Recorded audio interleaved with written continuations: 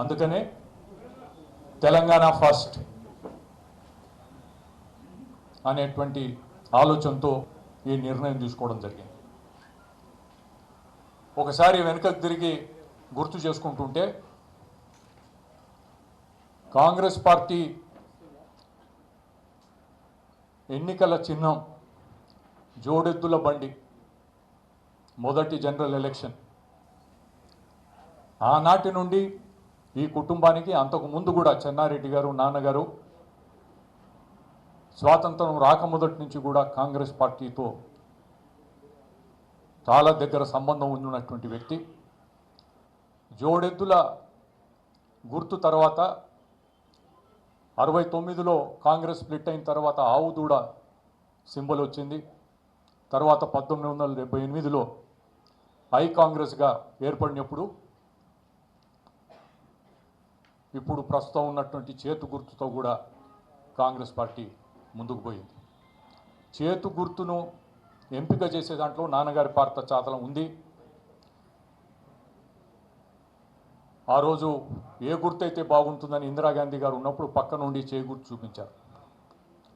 So ఇటువంటి అనుబంధం ఉన్నప్పటికీ ఇలాంటి కఠినమైనటువంటి నిర్ణయం తీసుకోకుండా నేను ఉండలేకపోయాను.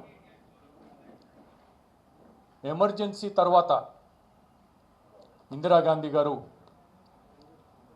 ఎప్పుడైతే ఐ కాంగ్రెస్ ఏర్పాటు చేయడం జరిగిందో వారికి అత్యంత సన్నిహితులుగా ఉంటూ వారికి ఎంతో బలాన్ని చేకూర్చినటువంటిది నాన్నగారు. దాని తర్వాత ఎమర్జెన్సీ తర్వాత అధికారానికి 1980లో ఇందిరాగాంధీ గారు తిరిగి అధికారానికి రావడానికి ఆంధ్రప్రదేశ్, ప్రత్యేకంగా ఆ రోజు ముఖ్యమంత్రిగా ఉన్నటువంటి చెన్నారెడ్డి గారి పాత్ర చాలా ఉంది అనేటువంటి మాట ప్రత్యేకంగా చెప్పాల్సినటువంటి అవసరం ఉంది. 78లో ఎన్నో ఇబ్బందులున్నా ఎవరు ఊహించినటువంటి విధంగా ఆ రోజు పిసిసి అధ్యక్షులుగా ఉంటూ కాంగ్రెస్ పార్టీని 176 సీట్లు గెలిపించి ప్రభుత్వాన్ని ఏర్పాటు చేశారు. కానీ ఏం జరిగిందంటే 1980లో శ్రీమతి ఇందిరాగాంధీ గారు ప్రధానమంత్రిగా పదవీ బాధ్యతలు స్వీకరించగానే గుడ్ బై చెప్పేటువంటి కార్యక్రమానికి శ్రీకారం చుట్టడం జరిగింది. అక్టోబర్ 1980లో సుమారు 2.5 సంవత్సరాలు ముఖ్యమంత్రిగా ఉన్న తర్వాత థ్యాంక్ యూ అని చెప్పడంతో వారు రాజీనామా చేయాల్సినటువంటి పరిస్థితి వచ్చింది. 1989లో